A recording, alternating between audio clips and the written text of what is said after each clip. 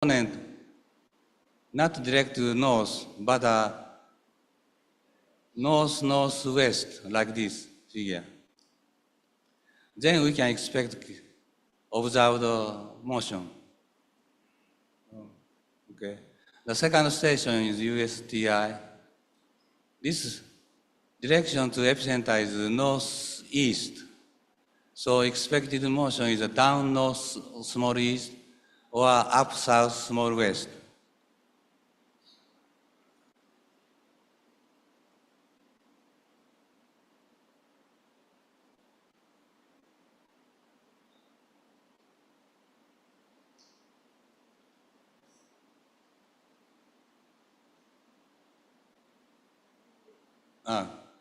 So initial horizontal vertical component downward,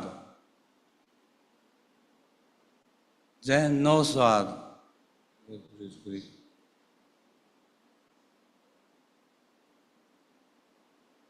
Northward, westward. So observed initial motion is a downward, northward, westward. This is also inconsistent to expected initial motion.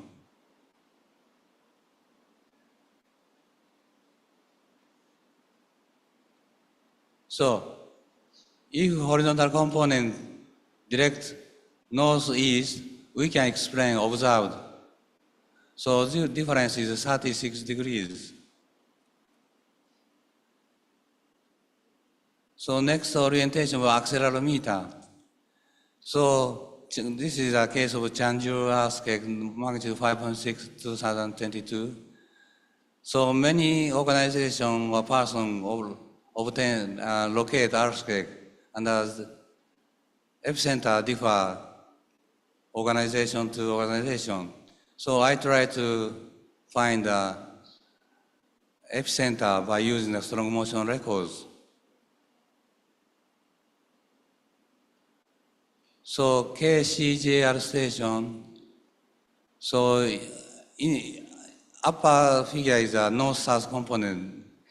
So the red arrow indicates a southward motion. And the second is the east-west component. So westward motion. And the bottom is up-down component, meaning downward motion. So the direction expected by the observed one is a west-southwest. Theta is at 245 degrees.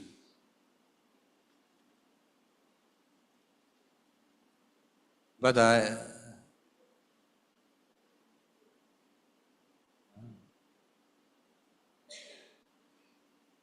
so 245 degree mean this direction. So in order to explain this 245 degrees, so horizontal component seismometer direct to east and south, 90 degrees rotated. Then we can explain observed. So I analyzed several other stations like this.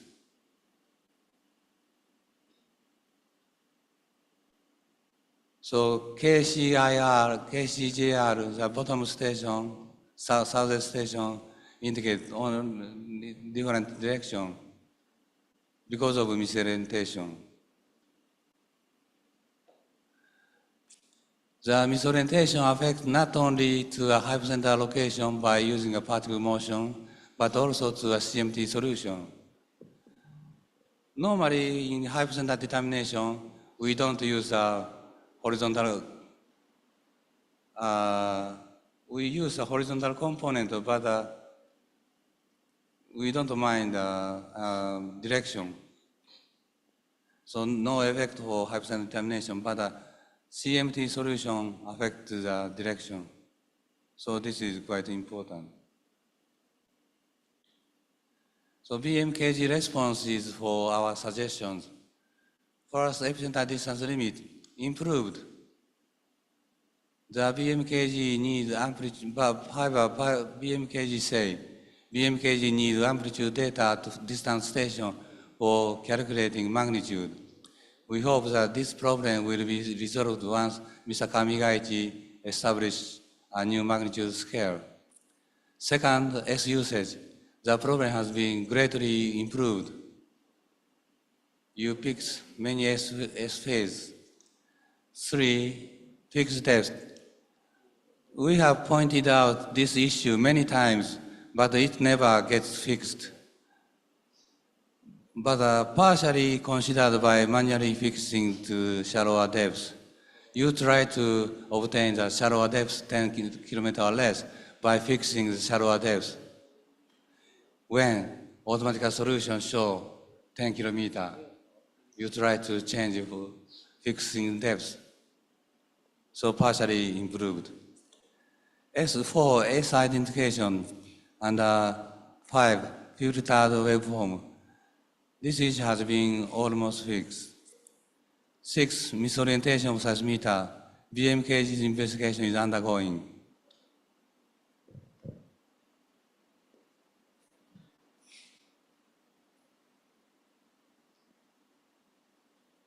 So toward further improvement, I'll show you 2 examples. So this is the same figure of the south of Java, 23 December data. I explain you the two points, subduction and shallow earthquake. But you can find one event which is encircled by red circle. This is apart from the other events. So problem is that this is true or not. But in seismological common sense, there are no such events exist in the outer near the trench. So BMKG depth is 57 kilometers. Because BMKG uses a station of which epicenter distance is 24 degrees. So I limit the maximum distance until 5 degrees. So focal depth becomes 10 kilometers. So this is caused by using the further or distant station. So if we limit the station to the nearest station, hypercenter seismicity map concentrates, you can get a much good location map. And the second example is for further improvement is February 25, magnitude 5.6 Java earthquake, which occurred very close to Java Island, reverse fault. So this map shows 24 hours after shocks.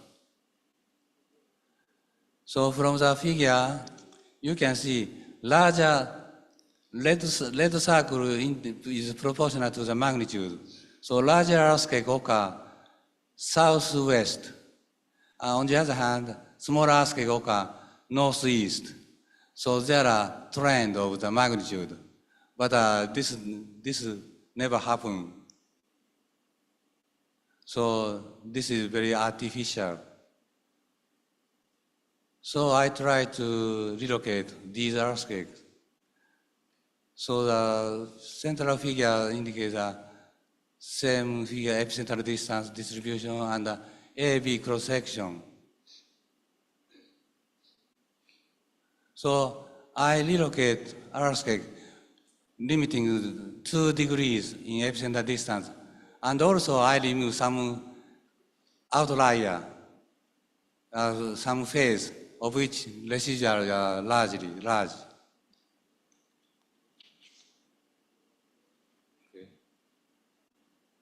So this is the epicenter distribution. They concentrated much smaller area than original. And next. And the cross section, A to B. Oh, it's okay. So we can, so there are two possibilities of fault plane, northeast dipping plane, nodal plane, or southwest dipping nodal plane. So from the original figure, ABMKG data, it is impossible to obtain the fault plane. But after relocation, it might be possible to identify the fault plane. So north or northeast dipping nodal plane is a fault plane. So what I did is only to limit the maximum distance 2 degrees and remove some data. But I found all events, many S phase are red. And I didn't repeat. So if we repeat, we may improve this hypercenter distribution more. And that's all. Thank you very much. Applause for Mr. Furukawa. Thank you, Mr. Furukawa, for the excellent presentation. Now we are inviting all of participants, offline or online, to raise your hand if you want to ask something about Mr. Furukawa's presentation. For the first chance, I will give to the live participants here in this room. Is there any? From students, maybe? Oh yeah, Mr. Aziz. Thank you for Mr. Furukawa for giving us a lot of enlightenment and critique about our works at BMKG. So I have a question. Because I'm one of operator in BMKG for detecting the earthquake and tsunami. So usually,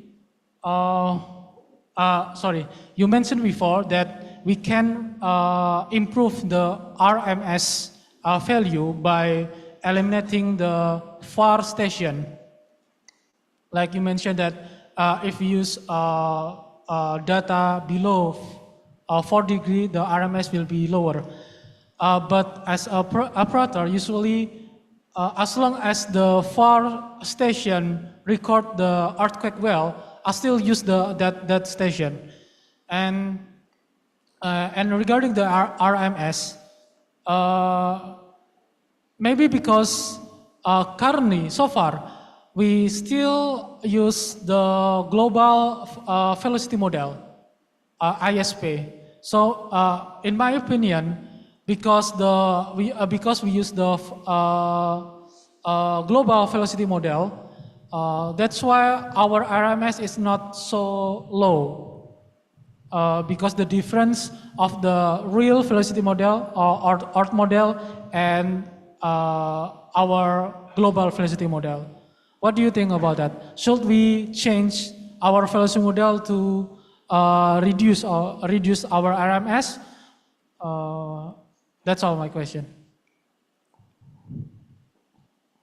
So concerning Earth model, now you are using the ESP91, but there are other model, but one-dimensional, horizontally homogeneous model. But Indonesia is horizontally very much heterogeneous. So you need to use a three-dimensional velocity model for improving. But for the purpose of the hypercentered location, so it's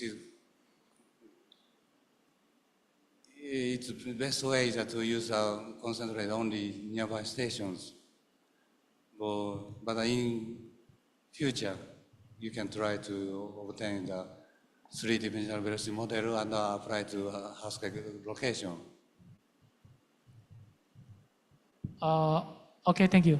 So what about the, because usually we, as operator, I use the far station if the far station record the earthquake well. Should we limit our data for the earthquake relocation process?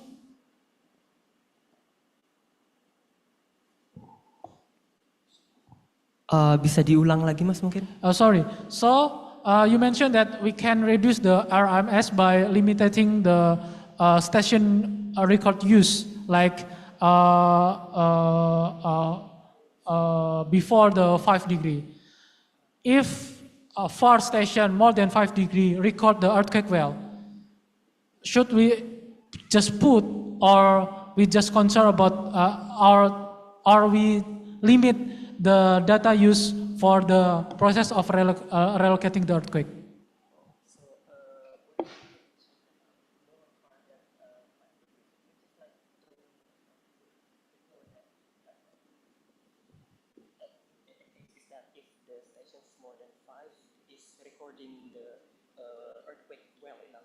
Yeah, it depends on location or situation of the station distribution. So if the number of stations is very limited, we had better to increase the number of stations by expanding the maximum distance. But if you are interested in the locating the only earthquake in Indonesia, maybe 5 degrees or 10 degrees is enough, I think. Okay, thank you, Furukawa Sensei.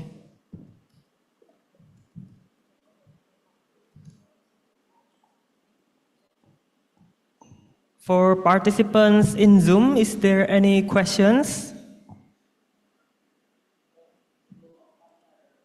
The committee told us there are 2 questions. Maybe you can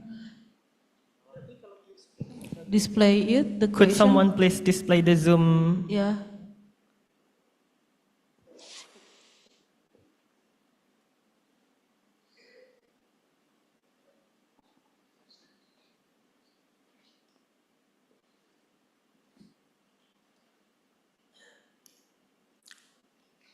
Sensei, this is another question.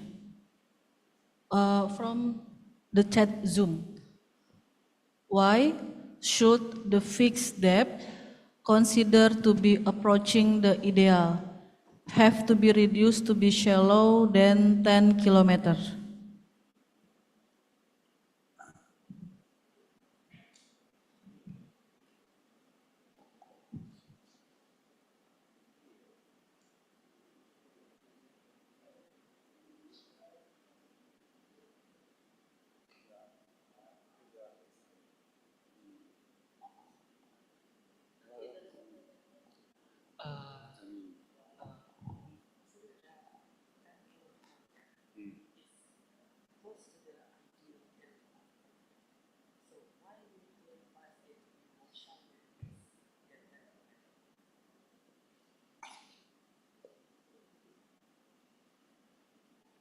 So reality is there are shallow earthquakes less than 10 kilometers. But in your automatic location, you ignored such shallow earthquakes. Although the depths depend on the velocity model, but the relative depth will be reliable.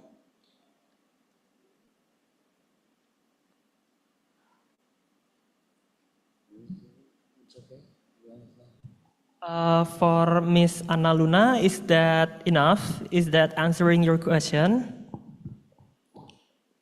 Maybe you can respond via Zoom.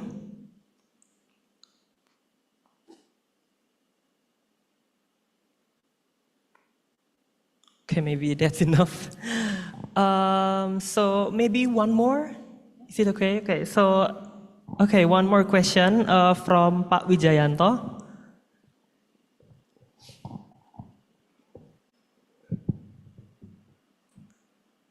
Thank you, Pak Urukawa Sensei.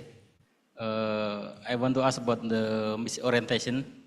That as we know that the misorientation not affected the parameter of earthquake, such as origin time, focal depth, or magnitude. But maybe will be affected about the focal mechanism. Could you please explain how big the misorientation affected the focal mechanism, like the strike, dip, or slip? Or maybe the other question, what is the minimum misorientation will be the good parameter for the orientation of the sensor. Maybe 5 degrees or 10 degrees or something like that. Thank you.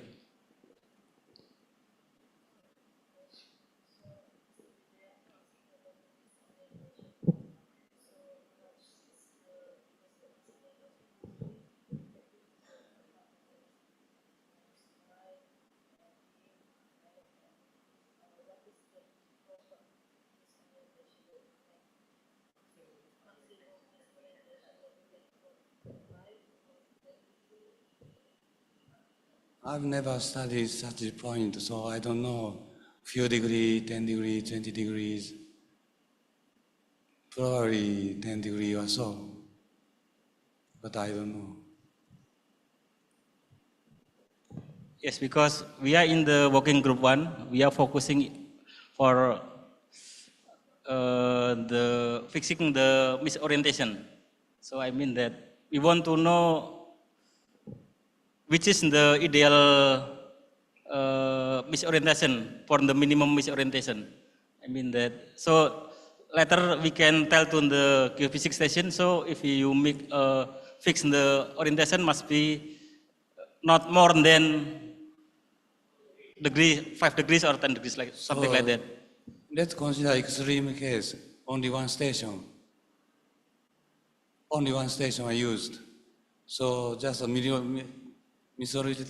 degree of misorientation corresponds to degree of misorientation of the nodal plane, probably. Because the polarity change. You understand? So let's consider one station. One station. Yes, in one station. So the misorientation directly related to the Focal mechanism maybe. parameter. So probably the mechanism change 10 degrees. This is my guess. But if you have many stations, maybe effect is minimalized.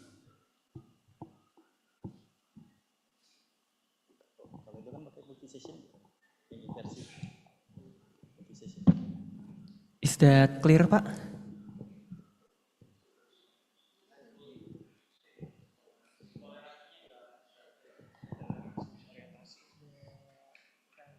Jadi saya bahasa Indonesia aja ya. Nanti silakan ditranslate.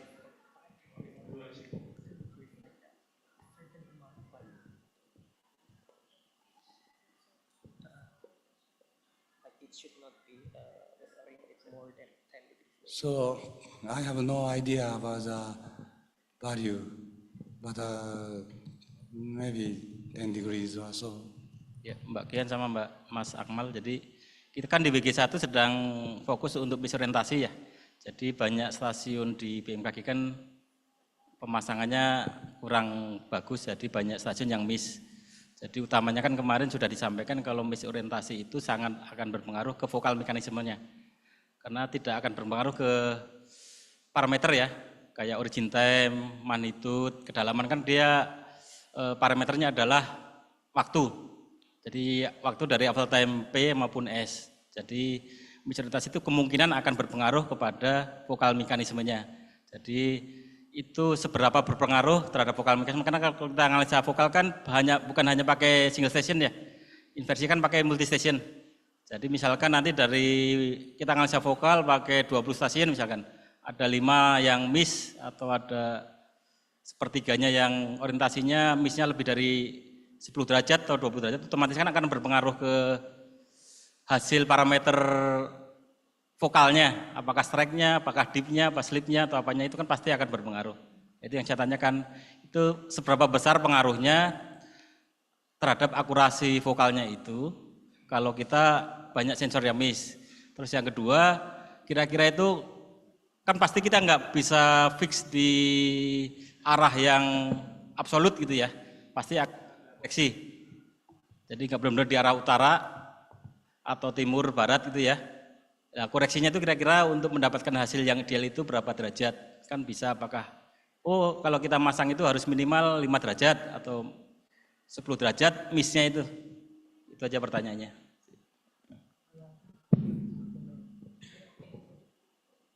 Akan diterjemahkan oleh Bapak Ibu moderator atau dari pihak kami? Boleh Pak kalau mau dibantu untuk Oke, translatekan. saya mencoba ya, karena ini agak teknis, tolong dikoreksi kalau sekiranya tidak akurat.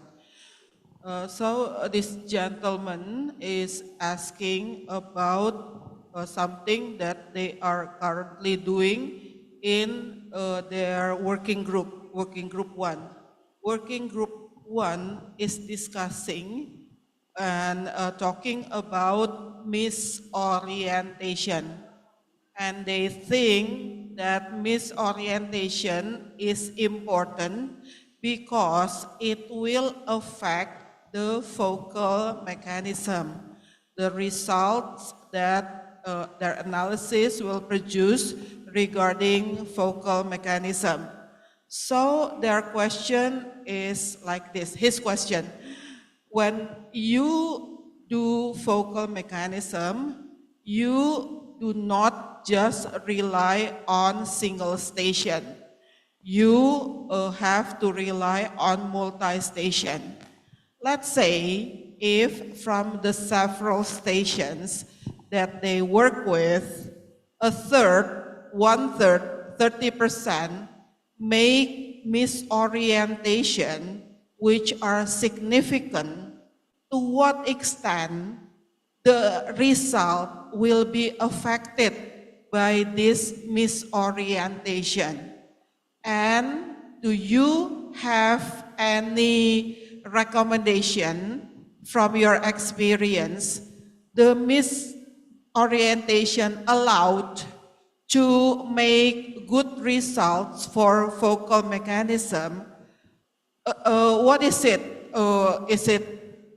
Is 5%, for example, acceptable, or it has to be less than 5 degrees, or it has to be less than 10 degrees, for example, because then it will affect, or is it something that will affect the accuracy of the focal sensoring results in terms of, say for example, origin, time, or magnitude and depth? Of course, you just use time, so it's not relevant to this. But if you do focal mechanism, you need to rely from this multi-station, and if there is misorientation, to what extent the misorientation, the degree, is still acceptable? Okay, that's the question.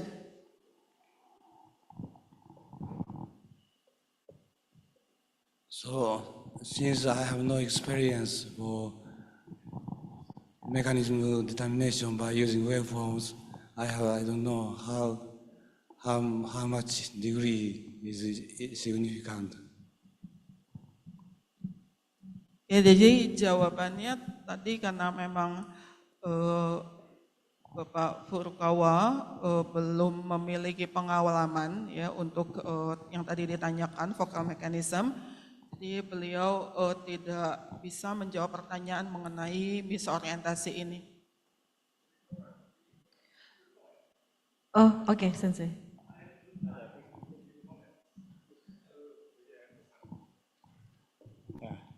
Thank you for your question.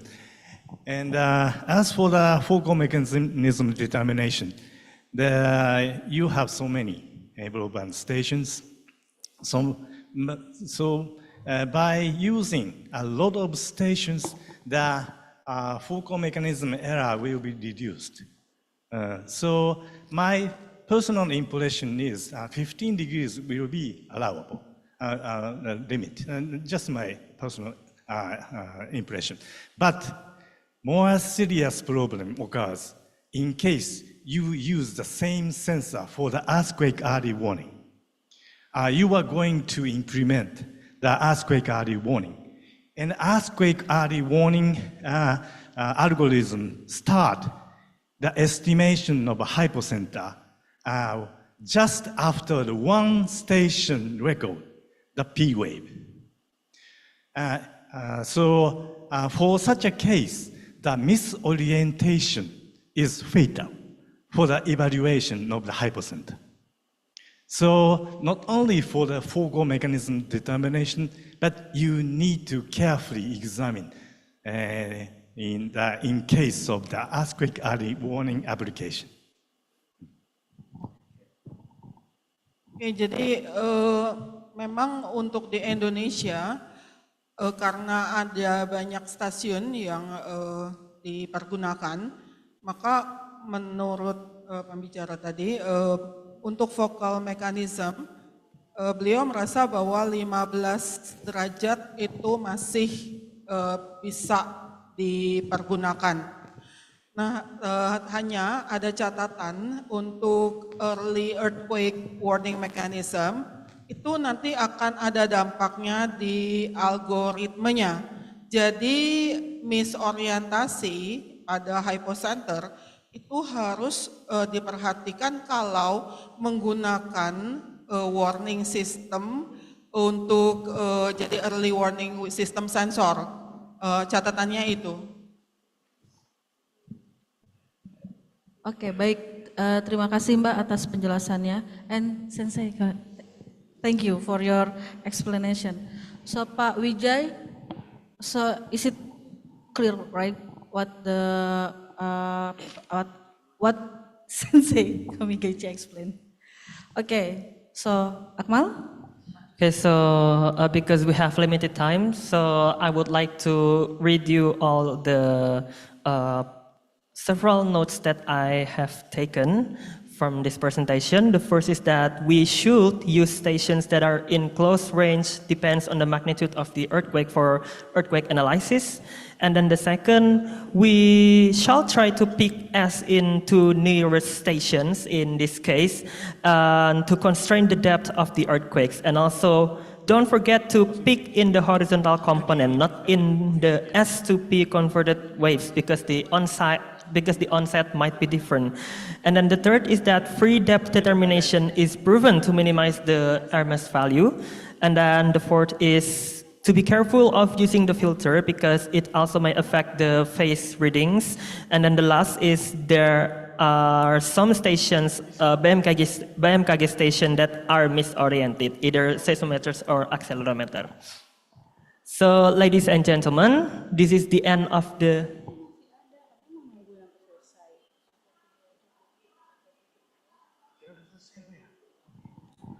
Ladies and gentlemen, we have arrived at the end of the second seminar, and we will proceed directly continue to the third session. And if you maybe want to have some coffee and something like that, you can take the break. You can take okay. For the last seminar, it will be delivered by Mr. Osamu Kamigaichi. Please come forward. Okay. Thank you, Mr. Furukawa. Give the big applause for Sensei Furukawa. Sensei Furukawa. Thank you, Sensei.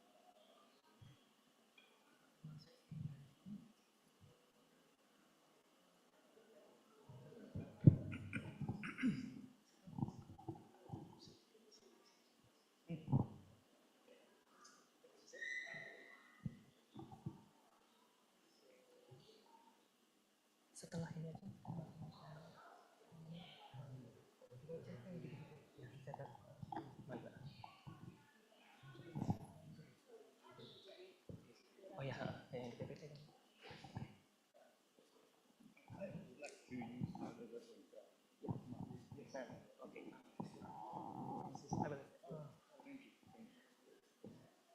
Ladies and gentlemen, so now we are proceeding to the next seminar, to the next session of seminar, the last session.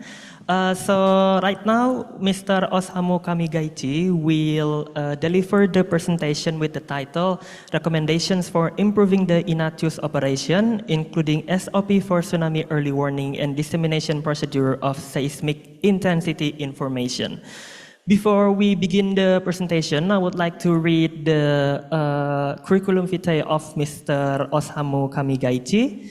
Can someone please display it in the screen?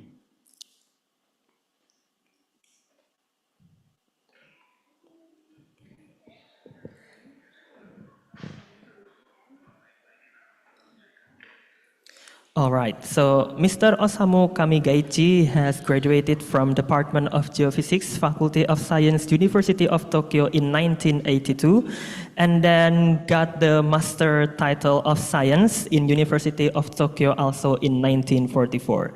His experience from 1984,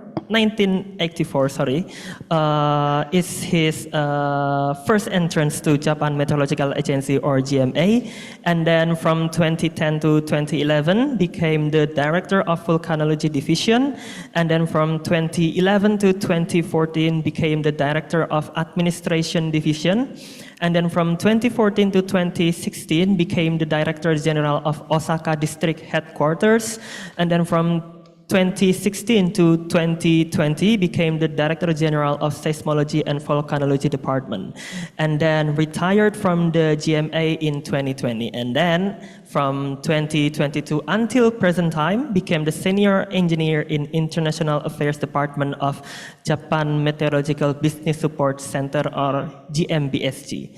So without any further ado, Mr. Kamigaichi will have 40 minutes of a presentation session, and then will be continued by 15 minutes of Q&A session. Time is yours. Thank you, Akamal-san. Okay. It's okay, it's okay.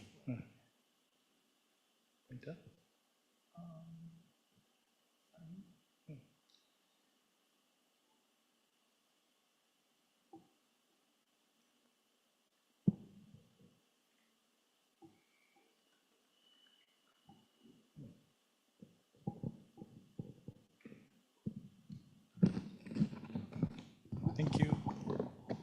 Okay. Thank you very much.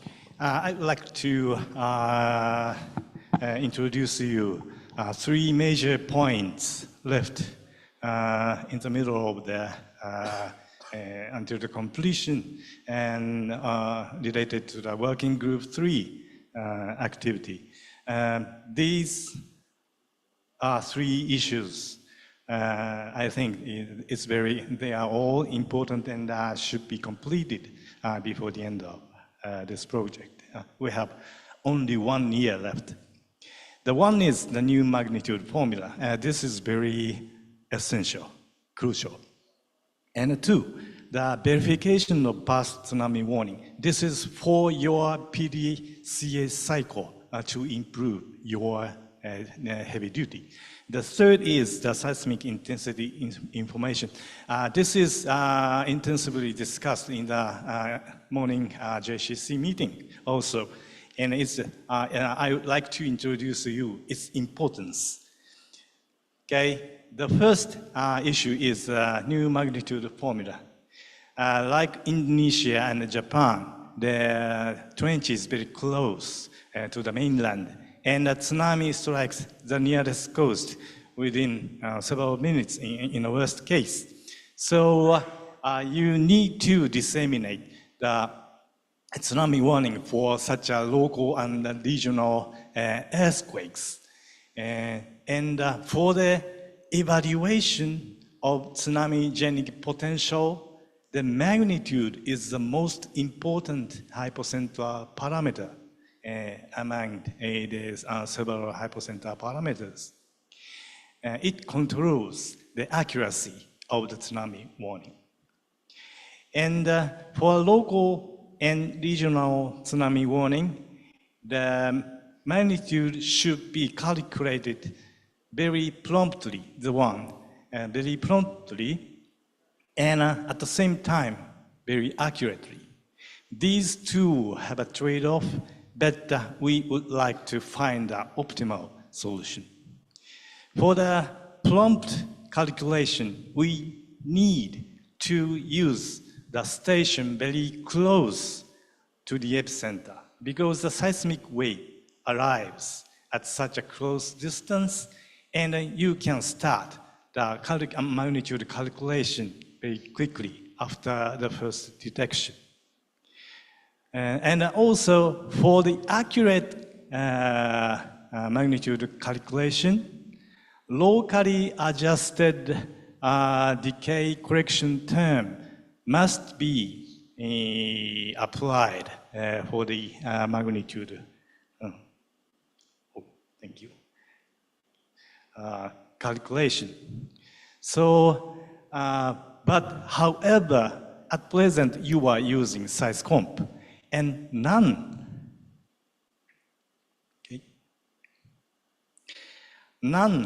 of the several magnitude calculation formula installed in SeisComp do not meet these two conditions at the same time. I will skip the detailed explanation, but the only solution is to make a new magnitude formula and should be installed in SeisComp. The solution will be no other way than this. To use strong motion meter waveform data, because the strong motion meter data never clips.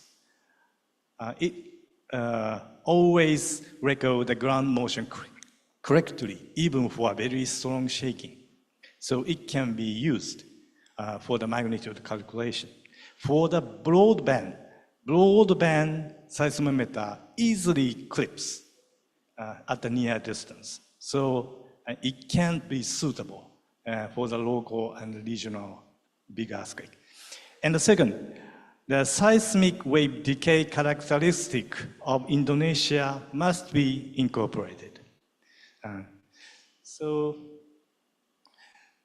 And I will explain how the JMA is managing this problem. We are aiming at the same procedure with JMA. JMA uses two kinds of magnitude. One is MJMA, and the other is MW, the moment magnitude. MJ uses strong motion waveform data. It's integrated twice to get the displacement waveform, and the maximum amplitude is red. And less than 10 seconds of the period for the amplitude reading is used. So the advantage is, it's very quick for the calculation. But disadvantage is it sometimes saturates for the gigantic earthquake. On the other hand, MW has the opposite characteristics. It takes time for the calculation of MW, you know well. But advantage is it is very accurate even for a gigantic earthquake. So JMA's strategy for the tsunami warning purpose is to use MJMA for the first warning dissemination and calculate MW by taking time, and if its value is significantly larger than MJMA, then we will upgrade the tsunami warning. This is our strategy, and we would like to incorporate the similar way into the BMKG's duty. And as I said, MJ, this is exactly what we are aiming at. And MW, this is already installed in SeisComp. So if only you introduce the similar method as MJMA, you'll be able to do the same thing as JMA is doing now. And this is a very detailed procedure for the magnitude formula development, but it's too in detail, so I will skip except the point 2. The range magnitude 4 to 8 for a whole Indonesia region should be, the data should be collected for the maximum amplitude database making. Because we are going to cover from less than 5 to 8 by using a single formula, because the BMKG headquarters is responsible for the online earthquake information dissemination from 5 or over. So it's desirable to develop a magnitude formula which can cover the entire range of the BMKG headquarters responsibility. And next 2 issues must be examined. The one is the cutoff period of the high-pass filter, and the second is what component should be used for the magnitude calculation. As for the one, cutoff period, if you want to avoid the magnitude saturation, the longer the better. How the magnitude saturation occurs is a very difficult issue, so I will skip the explanation today. But anyway, every conventional magnitude formula will saturate for a gigantic earthquake. But magnitude 8 earthquake is not so infrequent. So we would like to cover up to 8 at least. To realize it, the longer cutoff period is better. But on the contrary, to lower the smallest magnitude applicable for this formula, the shorter cutoff period is desirable. I will explain in the next slide. So we want to find the optimal selection. And the left figure, you can see, this is the actual spectrum of the seismic waveform part, signal part. The blue is the signal part, and red is the background noise. This is the ambient noise recorded at the midnight. And we are going to use around this range of the period. The left side is the longer period, and the right side is the shorter period. The background noise doesn't change, but signal part will change depending on the size of the earthquake, namely the magnitude. Larger, it goes up, and smaller, it goes down. And please see this around here.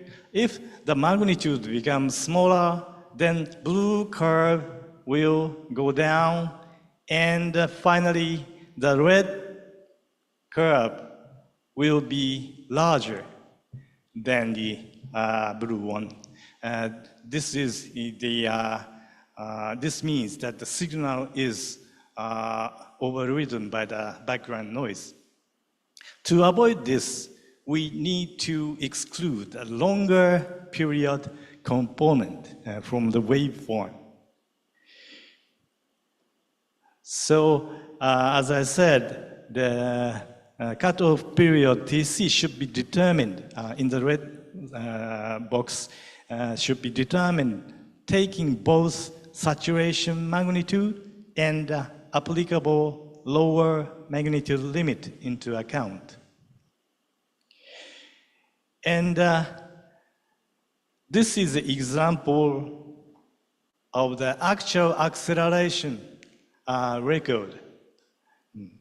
A strong motion meter data records the ground motion proportional to the acceleration. And by integrating twice, we can get the displacement waveform. And these three are the results of the applying the high-pass filter with different cutoff period, namely 5 seconds, 10 seconds, 20 seconds. And you can see the displacement waveform slightly changes as the applied cutoff period changes. We need to select the best one, optimal one. And fortunately, you have so many collocated stations. Collocated station means the station where the broadband seismometer and strong motion meter are installed at the same place. So theoretically speaking, if you integrate the broadband record once, the broadband is proportional to the velocity. So if you integrate it once, then you can get the displacement waveform. And strong motion records is proportional to the acceleration. So if you integrate twice, you can get displacement waveform. Ideally speaking, if the observation is proper, these two integrated displacement waveform should be identical. But due to the contamination of the background noise, these two will show a different waveform shape in the displacement. So if the waveform matching becomes worse for small magnitude, it shows the application limit of the magnitude formula. So not only the source signal spectrum, but also in the time domain, you can estimate the lowest applicable magnitude threshold for each different cutoff periods. And I will skip the detail, but at this moment so far, we BMKG staff made a very good effort and found that as for the cutoff period, 10 seconds will be the best so far. Because noise contamination was substantial for magnitude 7.4 for the cutoff period 20 seconds. It is critical because we want to apply the single formula down to 5 or less. So 20 seconds will be too long. And as for the component, I will skip the detail, but SN ratio and the station magnitude scatter will be the important factor to make decision to select the component to be used in the magnitude formula. At this moment, no significant difference between up-down and horizontal as for the both SN ratio and the station magnitude scatter.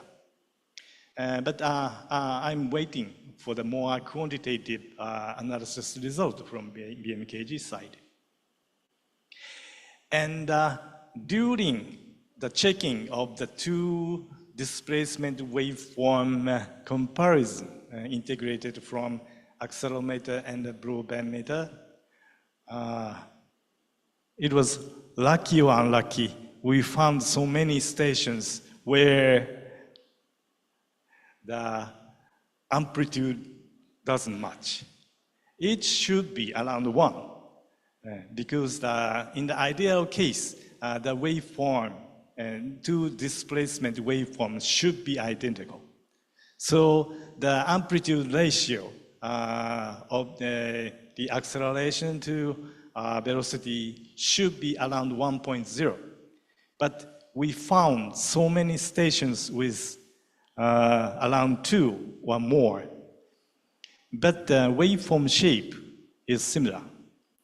It means that it will be due to the wrong setting, wrong gain setting. Such a data, such a station should be excluded or corrected for the database making, because the quality of the maximum amplitude database is the very essential, directly affects the quality of the magnitude formula. So such a bad data should be excluded or corrected from the database. And then next step is the determination of the magnitude formula, coefficients. The assumed magnitude formula is like this. You will find what is B. I will explain later. The usual magnitude formula doesn't have this B. M equal. This is the standard magnitude formula. The log amplitude is a basic term for the definition of the magnitude. And A1 log R plus A2 R denotes the hypocentral distance. These two terms are decay correction terms. As you all know, wave decays as it travels a distance. So you need to correct for the decay, for the precise determination of the calculation of magnitude. And the last one, A3, is an adjustment term to get the very similar value for a single event, irrespective of the used magnitude formula. M small b, M large b, MWP, MLV, or something, all should give the similar value.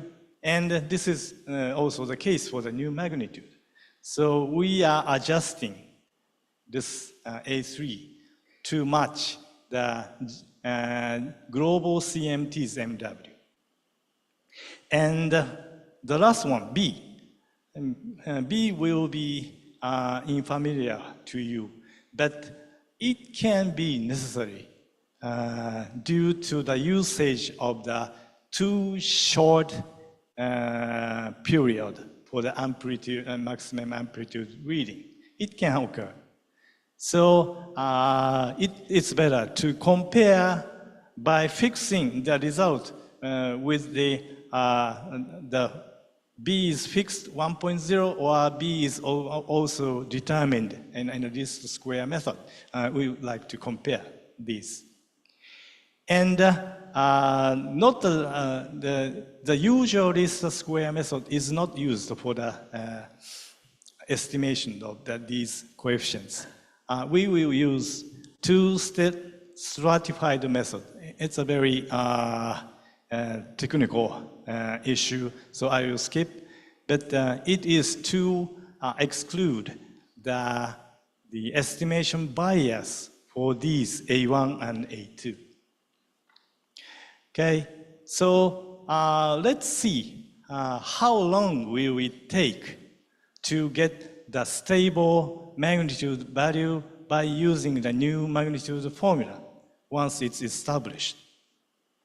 These are large magnitude event distribution in the recent era. I will pick 3 examples to show you how long will it take to get the stable magnitude value. Let's see. 2 figures are very similar. The center is the epicenter, and land is drawn by using the azimuthal equidistance projection. And the outer rim is 10 degrees. And this red circle denotes the 5 degrees from the epicenter. And you can see several blue concentric circles. These corresponds to the S wave travel time in 0.5 minutes interval. This is 0.5 minute, 1 minute, 1.5, 2 minute, 2.5, 3 minutes, and so on. This is based on the IASP91 velocity model, which is also used in the SciScomp. And the depth is assumed as 10 kilometers.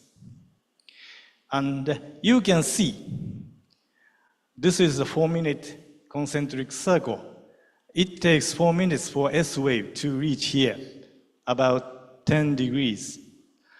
You need to disseminate the tsunami warning in 4 minutes by the presidential order. This means that you need to make a decision for the dissemination of tsunami warning less than 3.5 minutes. So 3 minutes will be the nearly time limit for you for the making decision. So you need to collect the S wave amplitude as many as possible within 3 minutes. The green triangles denote the distribution of the strong motion meter data of BMKG. All, this is all, not only the collocated stations, but the non-collocated stations are drawn in this figure.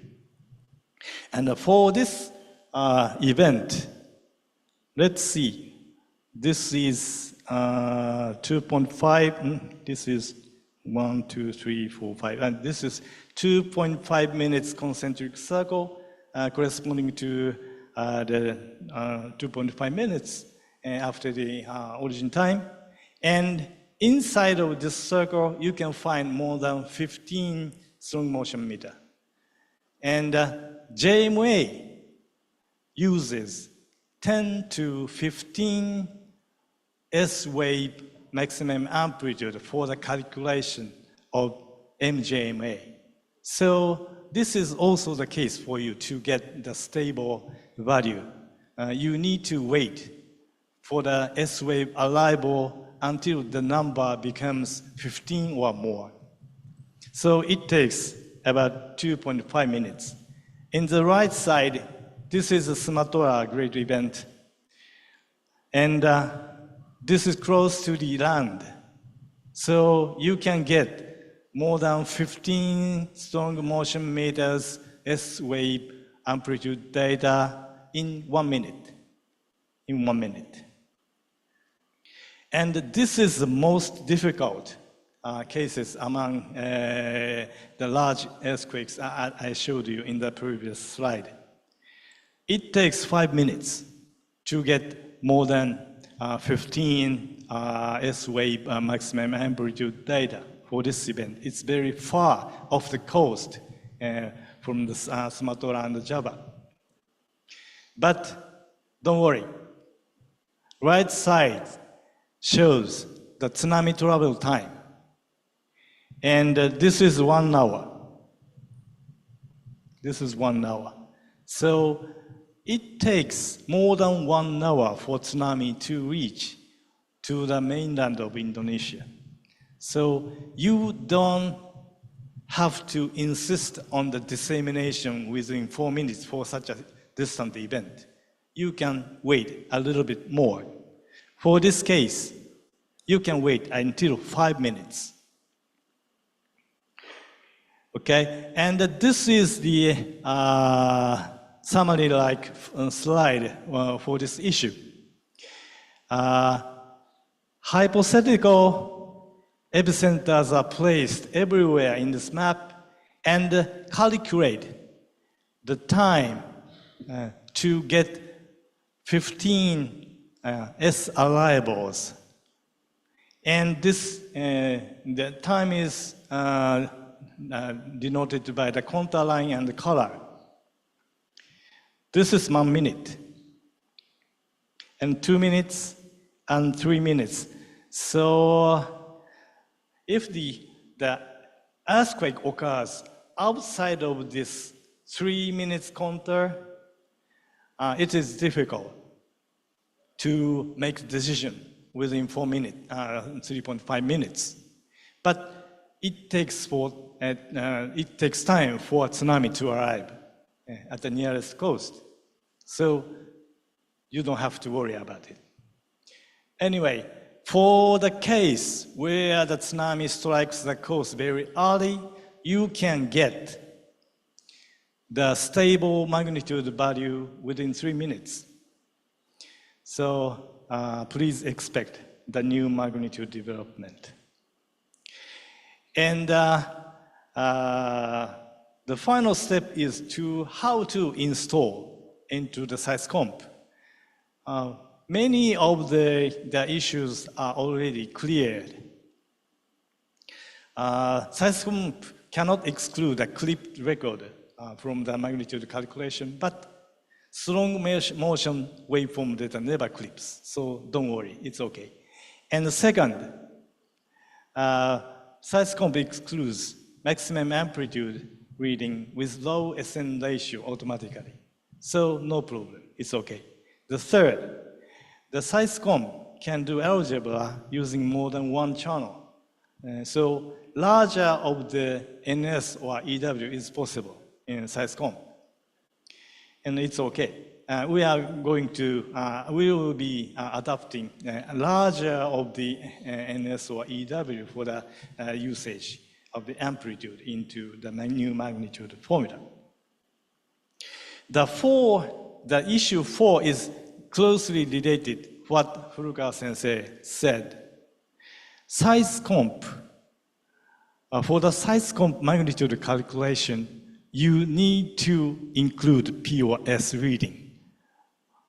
So to determine M small b or M large b, you need to include the far distant station for the hypocenter calculation. So it causes degradation of the hypocenter location quality.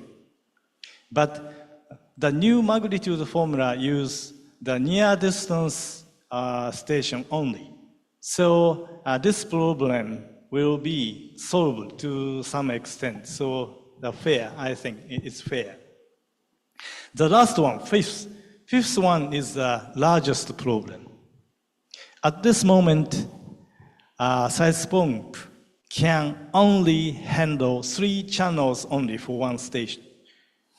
So even though you are operating the collocated stations, so many collocated stations, you have over 400, but you cannot at this moment fully utilize the collocated station in SeisComp. It's a big problem. So I expect you can solve this in the near future.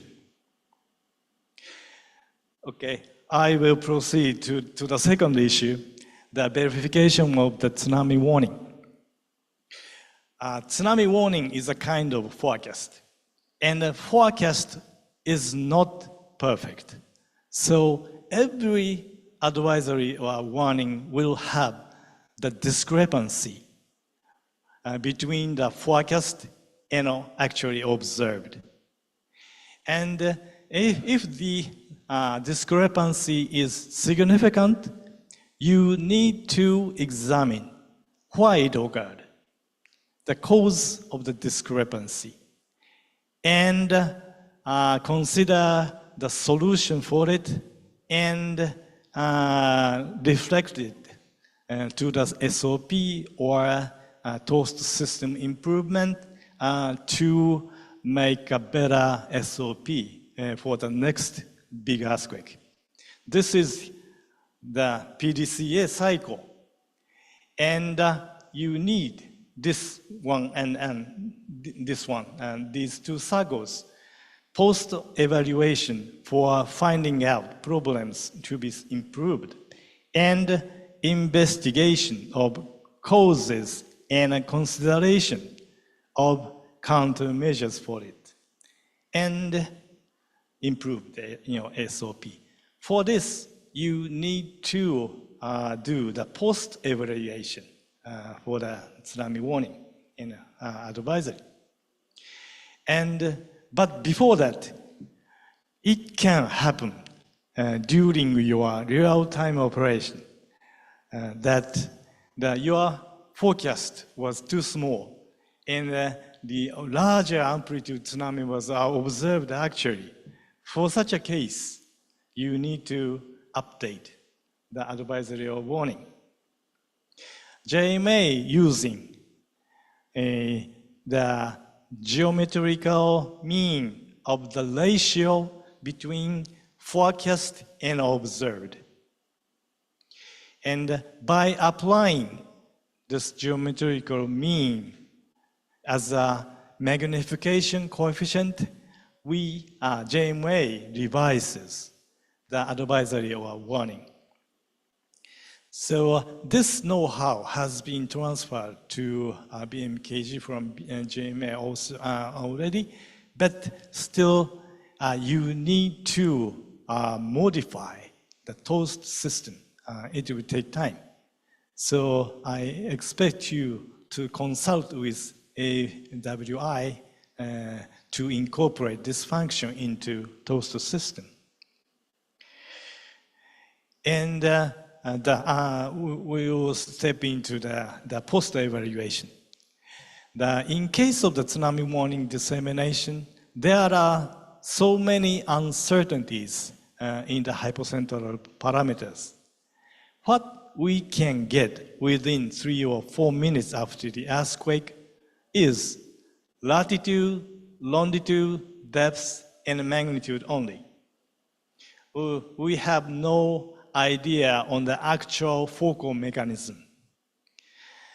So for the precise forecast, we need to know all the hypocentral parameters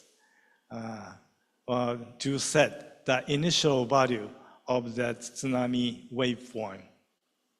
But the fault length, width, and slip amount can be estimated from the magnitude value by applying the scaling law. But others, strike angle, dip angle, slip angle, it is impossible to get such information within 3 or 4 minutes. It takes more than 10 minutes. You have already installed W phase analysis in the SeisComp. Please use it. But before that, anyway, you need to disseminate the tsunami warning without knowing such a detail. So you need to set the assumption on such a value.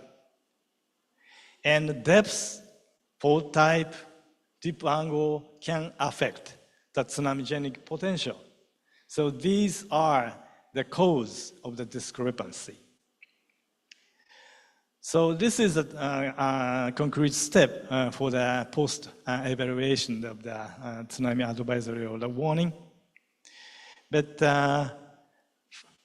this is very complicated. So first you need to do is use the most reliable hypocentral parameters because time has already passed and you have already get the GCMT solutions and centroid depths and so on.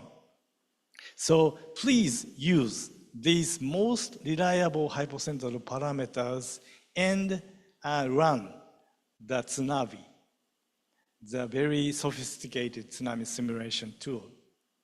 Then the result should be almost identical to the observed tide gauge data. After confirming it, please change only one parameter to which you used in the first dissemination of the warning. The discrepancy can be small, but sometimes it can be very large. Find the most important hypocenter parameter to cause the discrepancy between the forecast and observed. This is the very important step. This will give you the insight on the improvement of your SOP or improvement of the TOAST database system. It can be necessary to add another scenario than prepared at this moment. Okay, let's practice. And the last is the quick dissemination of the seismic intensity information. It is very important. It is intensively discussed in the morning JCC meeting. In JMA, this slide shows the time flow after the earthquake occurrence and how the JMA disseminate the seismic intensity information. In 1.5 minutes to 2 minutes, JMA disseminate the seismic intensity quick report. It reports the maximum seismic intensity observed in each area. Each size of the each area corresponds to about 1/3 to 1/4 of the prefecture. In Japan, we have 47 prefectures, probably corresponding to your province. And this is the head-up information. And after that, we will provide the more detailed seismic intensity information of the site-wise information. This is the usage of the quick seismic intensity report and the detailed seismic intensity distribution information at sites.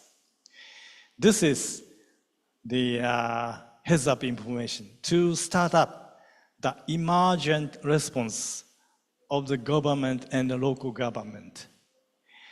For example, the Cabinet Office will start an estimation of damages if the maximum seismic intensity is 4 or larger.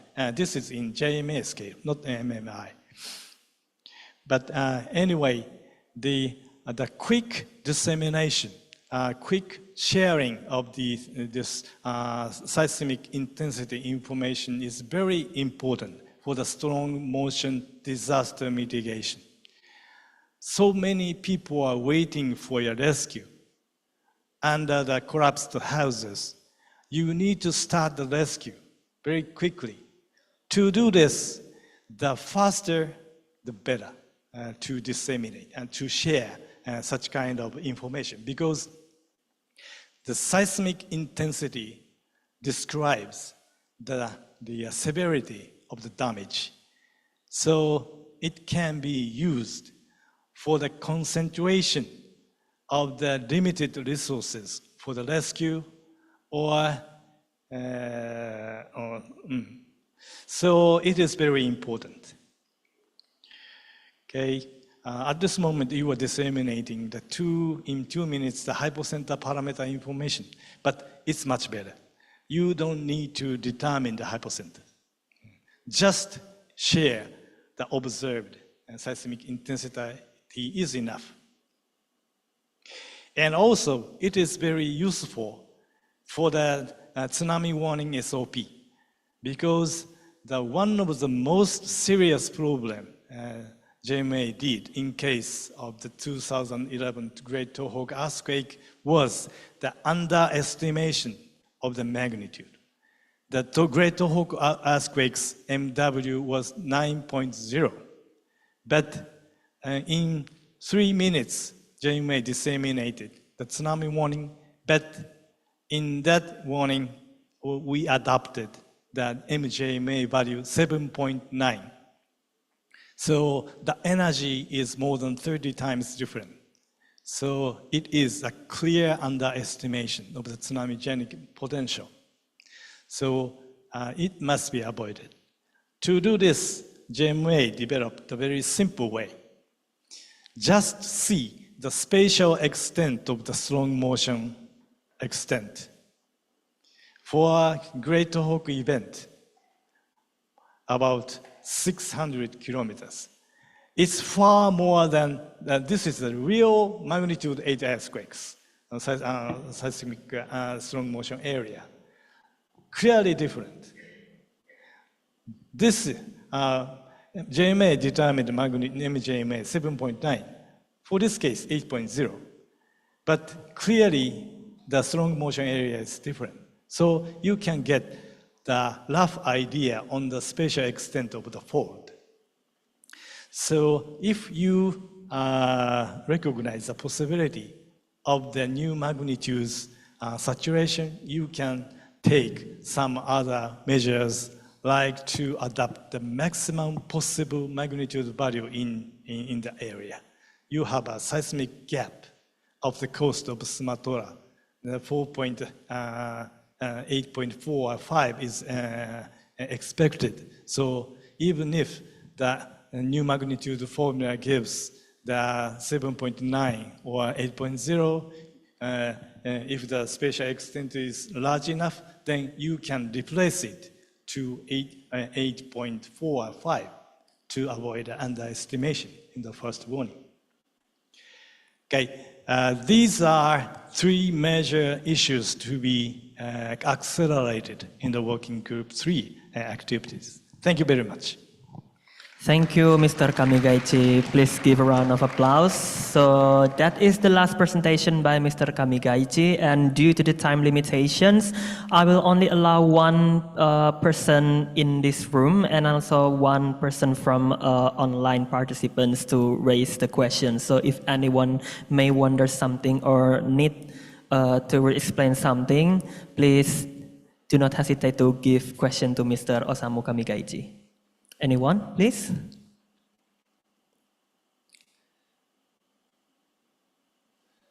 Okay, maybe from online participants, is there any questions? Oh, no questions also. Okay, I will wait for maybe 1 minute.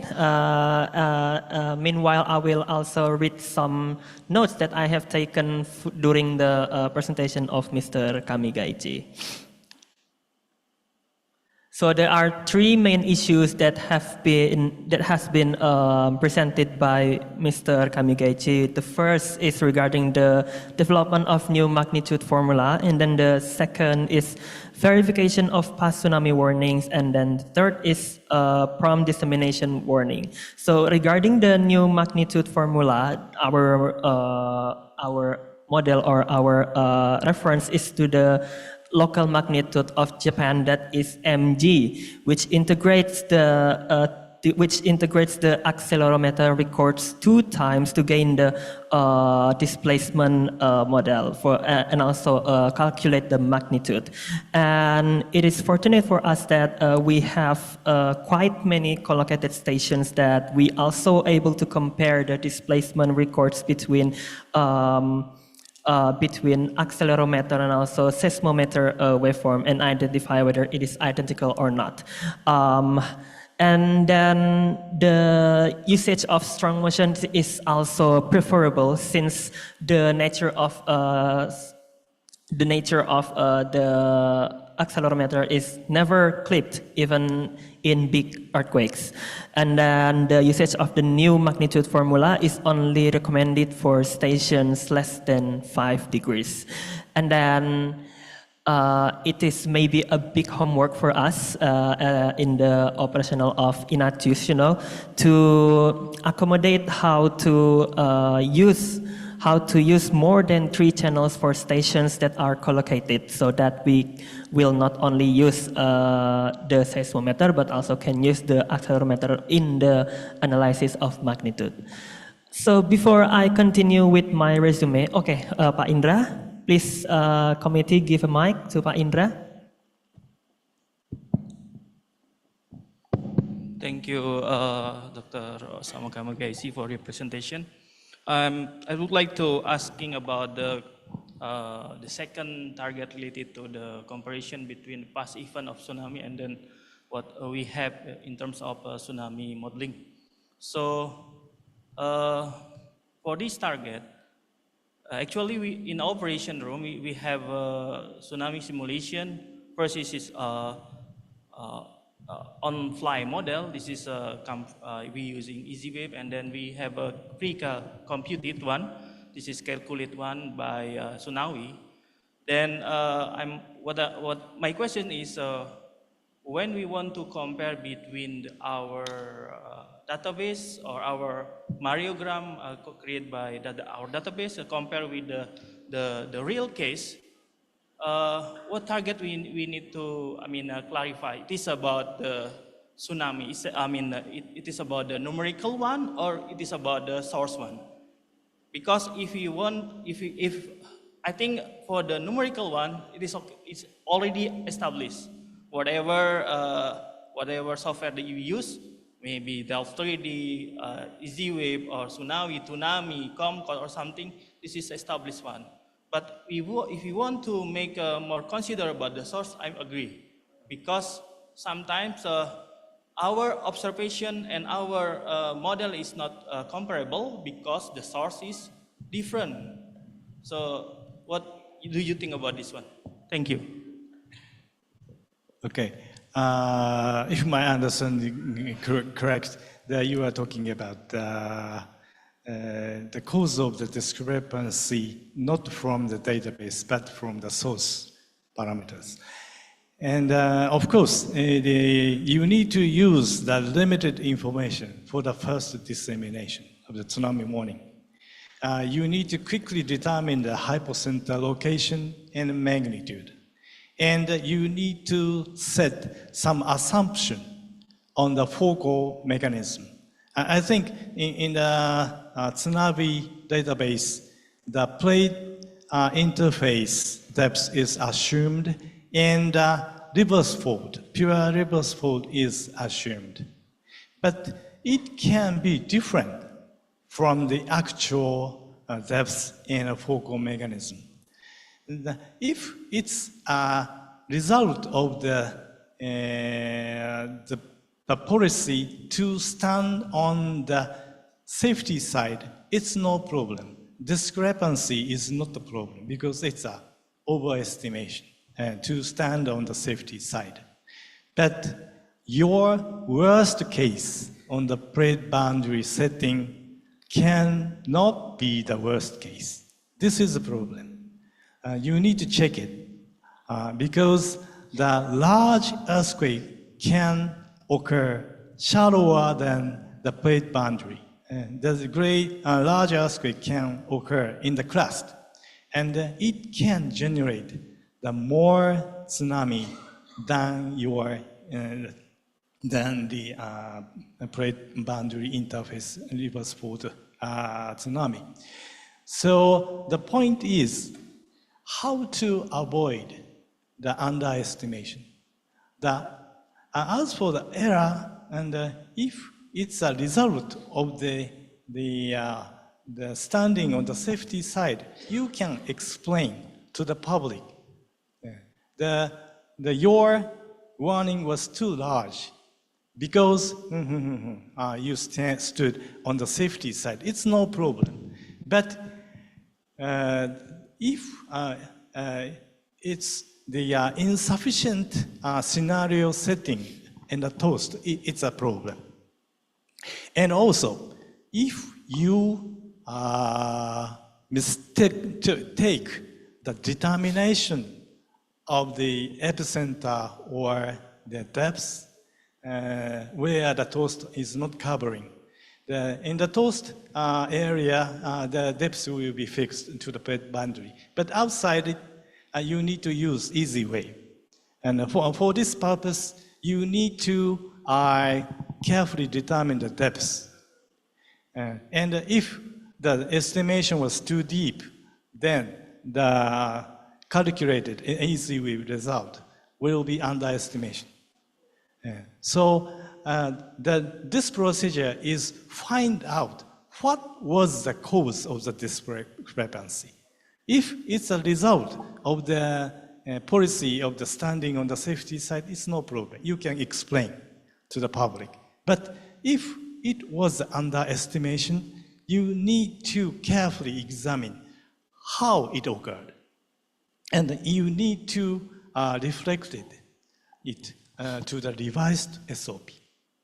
That's why I'm insisting on the importance of this one.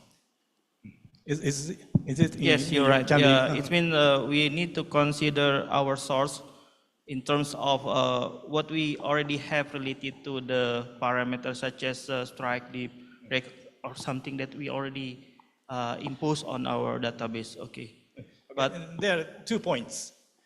Whether your database is sufficient or not. The real worst case can be lacking in your database. You need to check it after the event is over.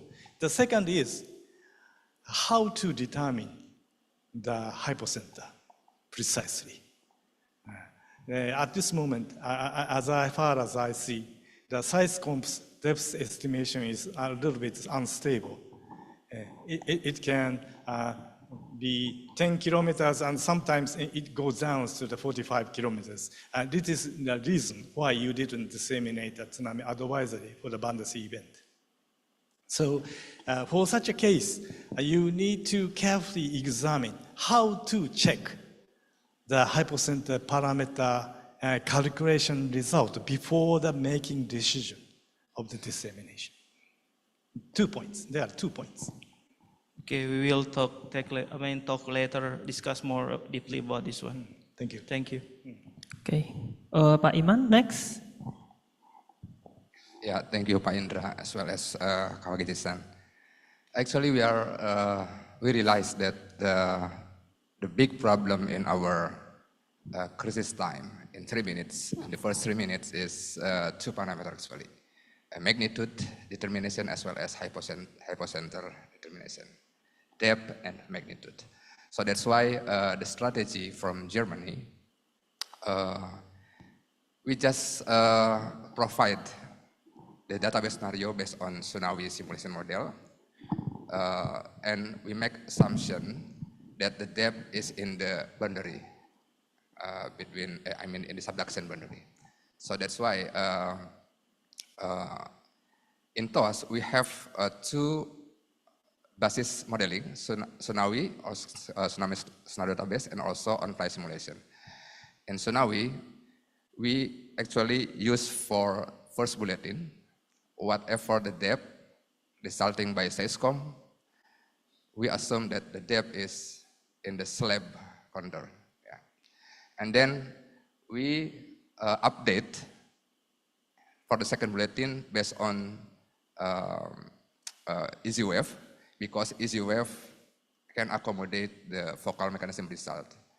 Because currently in seiscom we can resulting focal mechanism by MT inversion analysis within 7 until 50 minutes, actually it depends on the location of the epicenter. So based on this, we can publish the second bulletin even the magnitudes getting lower.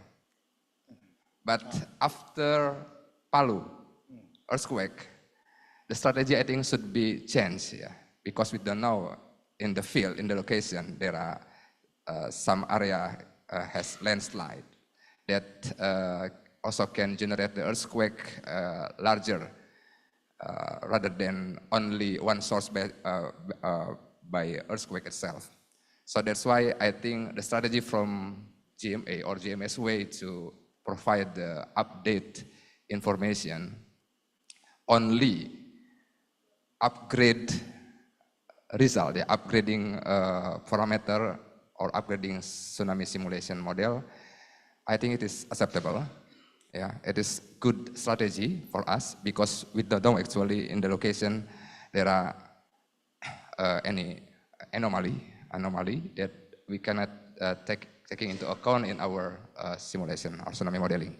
So that's why we have difficulties in determination of hypocentral in 3 minutes and also magnitude. So in this activities, activity number 4 in working group 3, we also reformulate new magnitude, to deal with this problem.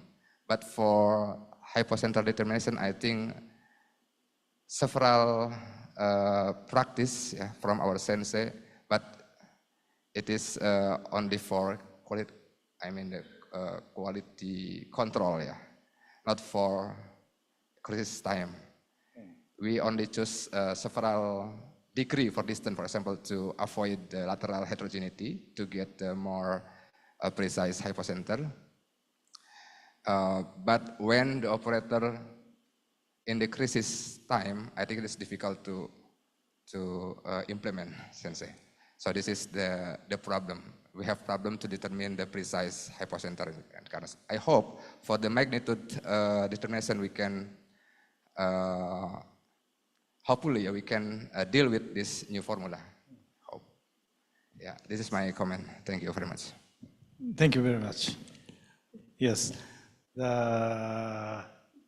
you need probably the training for the operator to quickly check the automatically calculated results. By using the very short time, the action should be optimal. So I expect so.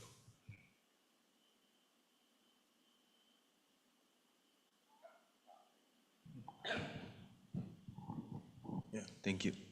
Pak Kamigachi, I have a question about new formula, what we still develop. Yeah. As you mentioned, this new formula is just for the magnitude larger than 4 until 8. Yeah. And how about if we got the magnitude larger than 8, maybe 9? What you suggest for us here? And maybe you can tell us about lesson learned from Japan earthquake, Eastern Japan earthquake in 2011, and how about your plan? The next, the big one in Japan, maybe is larger than 9. Thank you.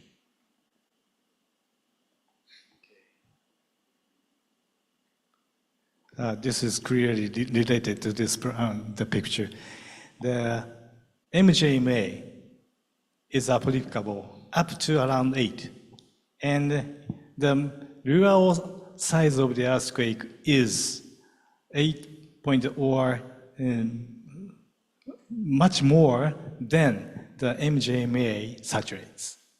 And due to the usage of the similar period for the new magnitude, the new magnitude will saturate over 8, I think. To avoid this,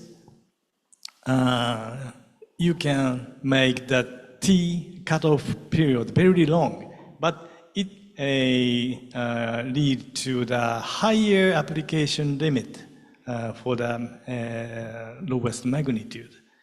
We would like to apply the single formula for the magnitude less than 5 to 8. So the 20-second setting for the cutoff period will not be proper. So let's stand on the assumption that the new magnitude will saturate over 8. So the point is how to recognize the possibility of the magnitude saturation. And this is the one very strong candidate.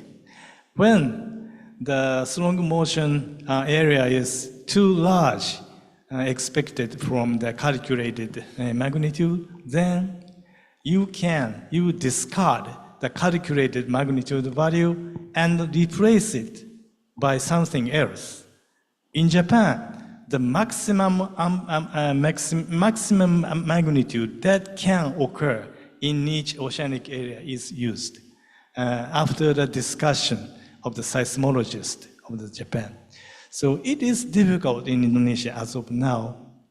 So when it is clear that there is a seismic gap off the coast of Sumatra, and you determine the hypocenter there, and the magnitude calculated was 7.8 or something, but the seismic intensity is very wide, strong motion is very wide, please use 8.5 or something, instead of using the calculated formula, calculated value by the new formula. That's like a correction? Correction. Correction is like plus 0.5 or something. It has no scientific basis, but better than doing nothing. It's a bad scenario, yeah. But this is one, the intensity is more than 180 seconds, yeah, after origin time. Is that 3 minutes after origin time? That's right? This is a final seismic intensity distribution, but you can see this. After 30 seconds, 60 seconds, 120 seconds, and this is 3 minutes. This is almost the same as the final one. So I mean, the minimum time is 3 minutes, right? For the magnitude 9 event, yes. Yeah. But for a magnitude 8.5, probably in 2 minutes you can get close to the final result. So Yeah. it is in time for the making decision for you. Okay, thank you. We just have 3 minutes also in the tsunami warning here. Thank you. Thank you, Mr. Kamigaichi, and also all of the participants that have asked questions. So because we have time limitations, so let me continue with the resume of the meeting. So regarding the procedure for tsunami warning or advisory verification, first we need to compare between the sea level observation data and tsunami simulation using Tsunami with the best available parameter data. And if it is perfectly fit, then we need to do a simulation again using modified focal parameters, and then we can further identify which parameter that should be determined carefully for tsunamis for the next tsunami simulation. And then the last, that is regarding the dissemination of seismic information. It is crucially advised by the JICA expert team, as it is more suitable for disaster management. So ladies and gentlemen, this is the final session, and please give applause to Mr. Osamu Kamigaichi. So it has also been an honor for me to be the moderator of today's seminar. So for any mistakes that I have done during the seminar, please do grant me apologize. And then I will give the opportunity back to the Master of Ceremony, Mr. Aziz. Time is yours. Thank you, Mr. Akmal. So please, once again, please give big applause for our 3 speakers that already gave us enlightenment and good presentation for us.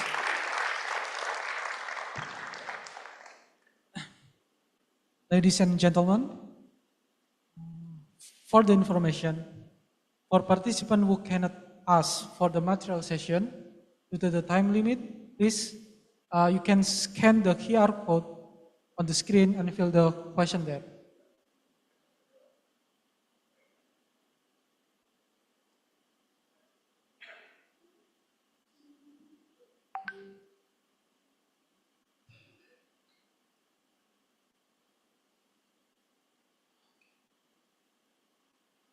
Okay.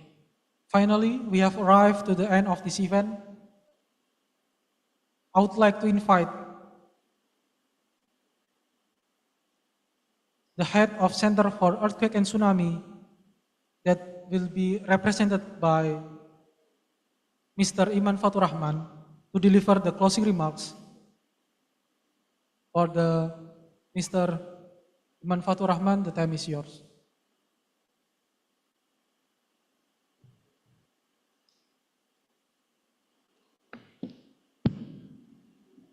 Okay, thank you, MC. Sorry, I'm speaking in bahasa for Indonesian audience. Assalamualaikum warahmatullahi wabarakatuh. Selamat sore, Bapak Ibu semua. Saya mewakili Kepala Pusat Gempa Bumi dan Tsunami ingin menyampaikan rasa syukur ya, hari ini kita sudah dapat melaksanakan JCC Meeting di pagi hari, kemudian sore hari ini kita melaksanakan seminar yang narasumbernya juga dari JK Expert Team. Tadi kita sudah banyak mendapatkan banyak sekali insight, banyak sekali knowledge ya dari Pak Nubo Hamada terkait dengan pembangunan katalog gempa bumi. Kita merasa lebih aware sekarang bahwa pentingnya, sangat penting ya data-data masa lampau, terutama untuk raw data. Saya pikir seismogram yang lama-lama yang dipias itu yang teman-teman dulu lakukan monitoring, sekarang kan tersimpan di Balai 2 ya, itu sekarang didigitalisasi lagi. Ini sangat penting untuk berkontribusi di dalam penentuan atau relocating earthquake hypocenter dari data-data ISC, karena data-data yang di ISC itu ternyata masih banyak yang belum mengakomodir atau belum banyak didukung oleh data-data di Indonesia, sehingga gempa-gempa yang ada di Indonesia banyak yang belum akurat sebetulnya. Ya. Kemudian dari Pak Nubo Furukawa kita juga belajar bagaimana pentingnya kualitas data yang basic aja, misorientasi ya. Ini kita masih banyak kecolongan gitu ya. Banyak sensor kita dari 500 sekian sensor itu masih banyak yang punya misorientasi sensor. Gimana kita mau mendapatkan kualitas informasi yang baik kalau dari raw datanya juga masih banyak yang belum baik gitu ya. Adik-adik juga teman-teman participants di online. Sehingga memperbaiki hal basic ini sangat penting sebagai tindak lanjut atau langkah dasar untuk perbaikan kualitas informasi kita sendiri. Kemudian dari Pak Kamigaichi, tadi kita sudah belajar banyak mengenai pembangunan formula yang baru untuk magnitude kita. Saat ini magnitude yang ada dalam Seiscom itu menggunakan magnitude dengan formula global. MLV, kemudian MB, MWMB, dan seterusnya itu masih global. Belum ada satupun tipe magnitude yang kita gunakan menggunakan data-data gempa di Indonesia, data-data waveform yang ada di kita. Sehingga kita coba bangun itu untuk apa? Untuk mendapatkan magnitude yang lebih cepat dan lebih stabil di awal waktu sebagai alat untuk memberikan atau mengenerate tsunami simulasi yang artinya untuk warning tsunami ke depannya. Kemudian tadi kita lihat manfaat dari strong motion data atau intensity meter data. Saat ini kita punya banyak sekali data observasi seismic intensity. Namun ketika ada gempa besar kita masih menanyakan kepada masyarakat, gempa ini dirasakan berapa MMI? Harusnya kita sebagai penyedia informasi itu memberikan informasi justru sekian MMI dari alat kita, itu kan harusnya begitu ya. yang sebelumnya atau saat ini kita bisa memberikan informasi dalam bentuk sitemap itu dalam 30 menit, 15-30 menit, ke depan harapannya dengan adanya aktivitas di working group kerjasama JICA dengan BMKG ini, mudah-mudahan dalam 2 menit kita sudah bisa menyampaikan seismic intensity information. Hal yang bermanfaat lainnya dari observasi seismic intensity ini adalah mengurangi peluang terjadinya underestimasi. Kita tadi lihat gempa Tohoku 2011, adik-adik ya semua, bahwa dari sensor seismic intensity itu bisa mengukur ukuran dari gempa itu sendiri. Kalau gempa 8 tadi direpresentasikan dengan ukuran 200 kali sekian kilo, kalau udah 600 kilo ke atas pasti udah bukan 8 lagi, pasti udah lebih dari 8 itu magnitudonya ya. Nah ini juga jadi awareness kita, meningkatkan awareness kita, terutama teman-teman di operational room gitu, yang melakukan analisis gempaan. Artinya di situ kita akan membuat suatu keputusan, oh ini bukan gempa di bawah 8, ini pasti gempa di atas 8. Gitu. Ini udah kebentuk feelingnya dari gambar sebaran intensity meter tadi ya, sebaran data intensity informasi tadi. Jadi dari 3 narasumber kita sudah banyak mendapatkan insight ya. Saya yakin seminar hari ini sangat bermanfaat untuk kita semua dan membuka kesadaran kita bahwa pentingnya data kita optimalkan sebesar-besarnya untuk improvement di Indonesia itu sendiri. Bapak Ibu yang saya hormati, baik di online maupun di ruangan ini, kami mengucapkan terima kasih. I would like to thank to all presenters, Dr. Nobuo Hamada, Dr. Nobuo Furukawa, as well as Dr. Kamegichi, for your contribution in this seminars. We are very grateful and I think your material is very nice and meaningful for us to enhance our capacity, to enhance our awareness regarding our data, as well as to enhance our product quality in the future. We also need your help, even this cooperation will be ended in the first quarter at 2025. Yeah, we would like to also continuing the contact with all of you.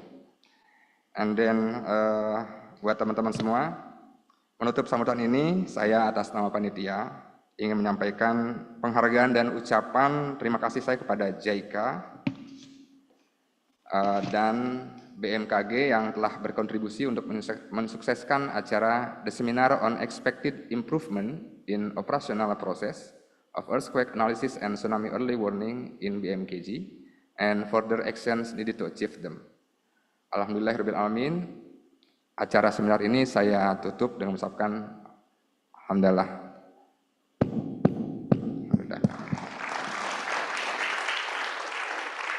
Terima kasih. Thank you for Mr. Iman Fatur Rahman for the closing remarks.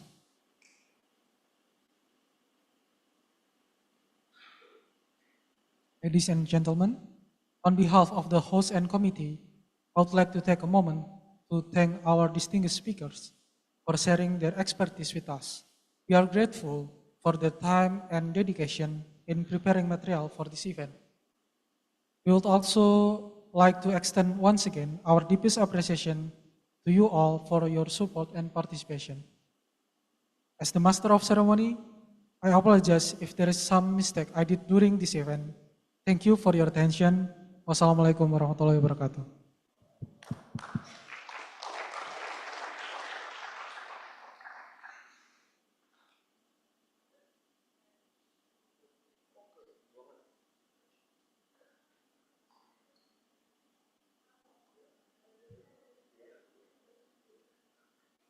Untuk yang STMKG ada snack di depan, silakan dimakan. Kalau harus ku mengingatmu lagi, aku takkan sanggup dengan yang terjadi pada kita. Jika melupakanmu hal yang mudah, ini takkan berat, takkan membuat hatiku lelah. Kalah, ku akui aku kalah. Cinta ini pahit dan tak harus memiliki.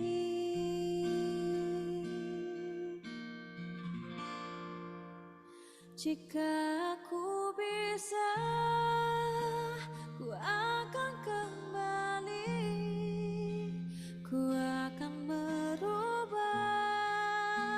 takdir cinta yang ku pilih.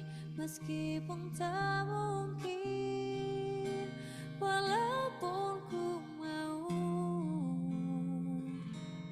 membawa kamu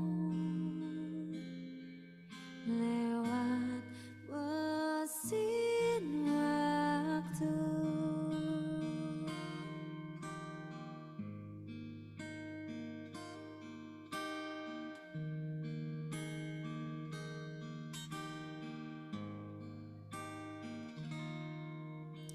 Jika melupakanmu hal yang mudah, ini takkan berat, takkan membuat hatiku lelah. Panjang perjalanan yang harus ku lalui, merelakanmu.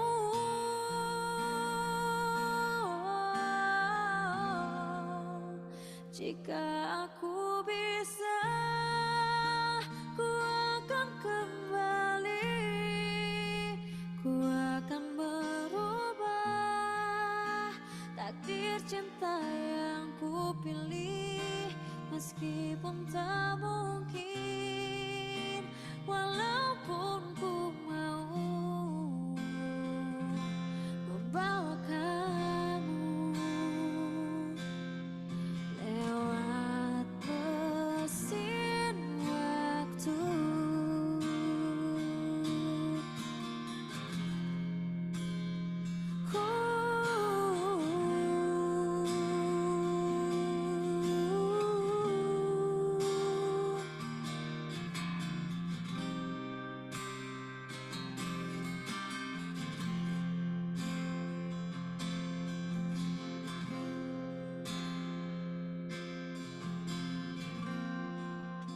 Jika aku bisa, ku akan kembali, ku akan merubah takdir cinta yang ku pilih. Meskipun tak mungkin, walaupun ku mau membawa kamu. Jika ku bisa, ku akan kembali, ku akan merubah takdir cinta yang ku pilih. Meskipun tak mungkin, walaupun ku mau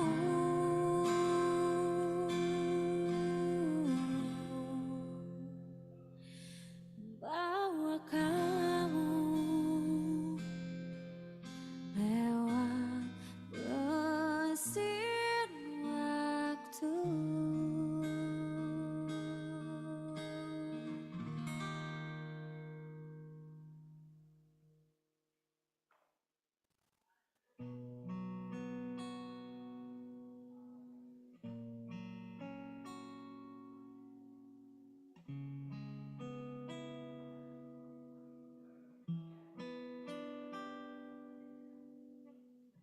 Dari kejauhan tergambar cerita tentang kita, terpisah jarak dan waktu.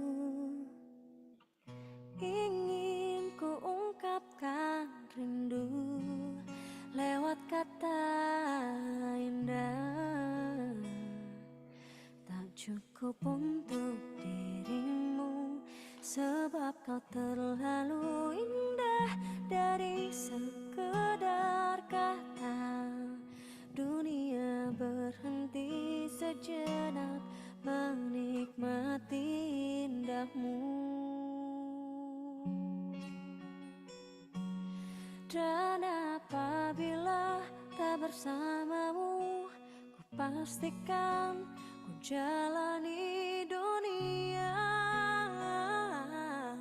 tak seindah kemarin. Sederhana, tertawamu sudah cukup lengkapi sempurnanya hidup bersamamu.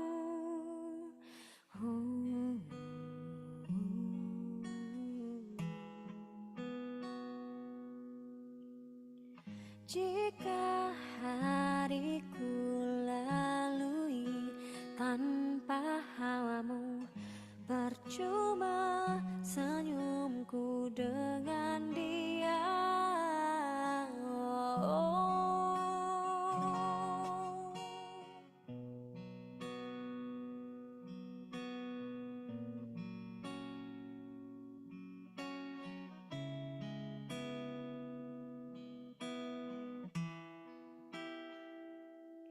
Dan apabila tak bersamamu, ku pastikan ku jalani dunia tak seindah kemarin. Sederhana, tertawamu sudah cukup lengkapi sempurnanya hidup bersamamu. Apabila tak bersamamu, ku pastikan ku jalani dunia tak seindah kemarin. Sederhana, tertawamu sudah cukup lengkapi sempurnanya hidup bersamamu.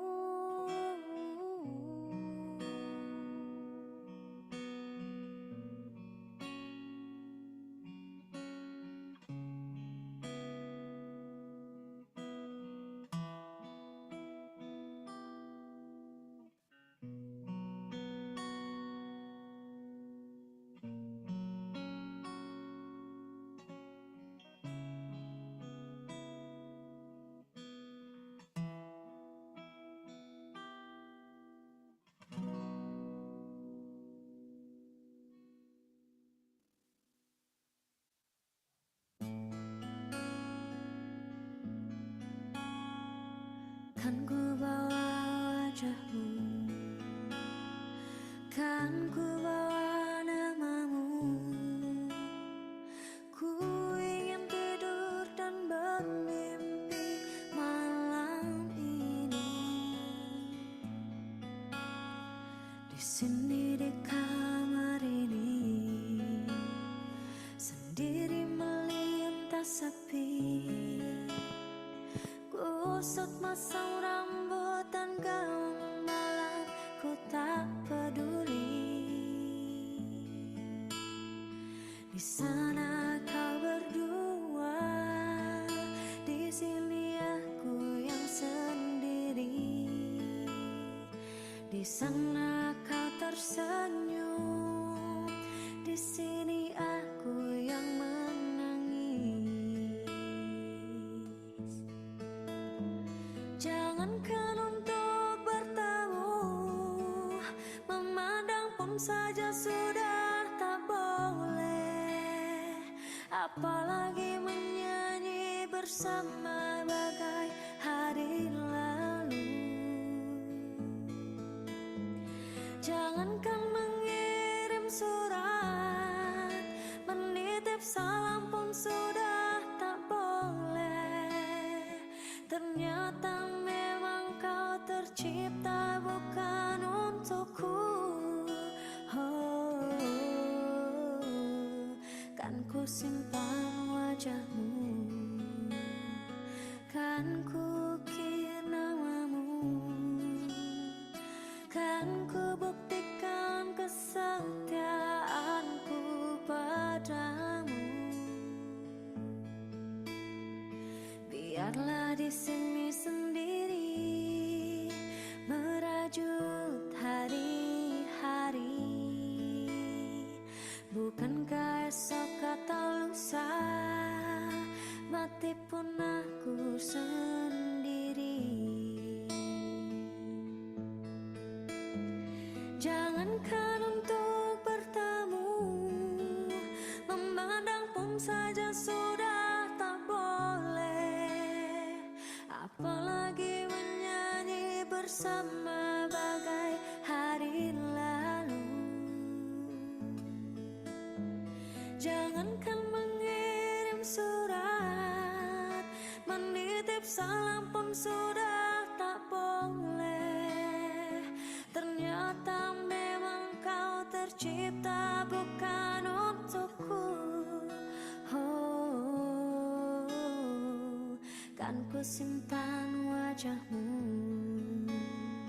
kan ku ukir namamu, kan ku buktikan kesetiaanku padamu.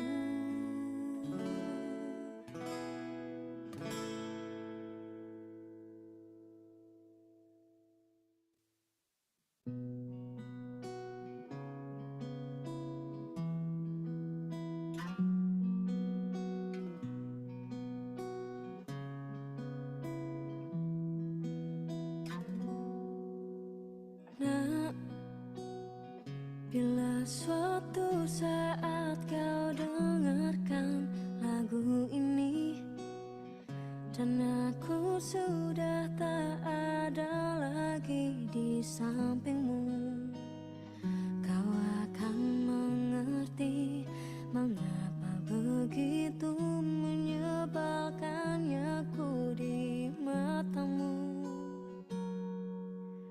Nah, jika saat nanti kau telah hidup sendiri dan dunia ternyata tak seperti harapan. Pesan Grab Bike hemat sekarang. Sobat hemat buat jalan ke kampus, ke kantor, kemana-mana paling hemat. Mulai 5.000 plus ekstra cashback.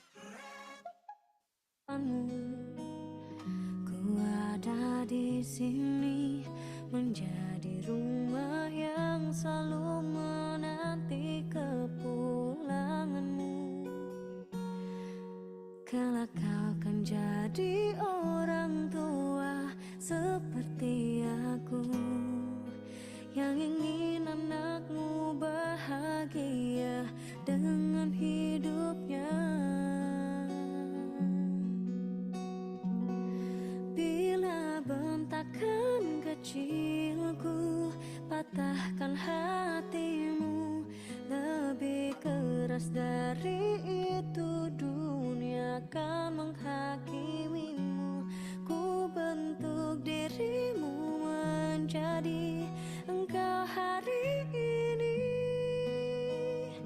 Kau harus kuat, kau harus hebat, permata hatiku.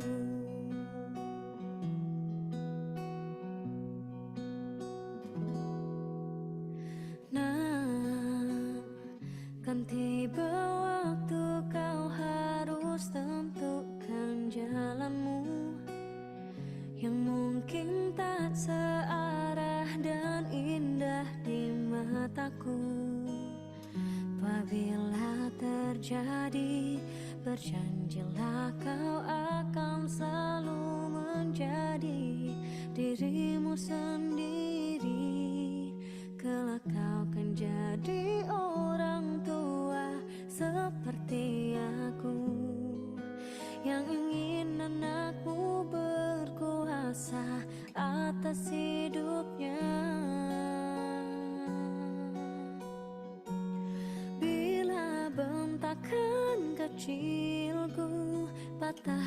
hatimu. Lebih keras dari itu dunia kan menghakimimu. Ku bentuk dirimu menjadi engkau hari ini. Kau harus kuat.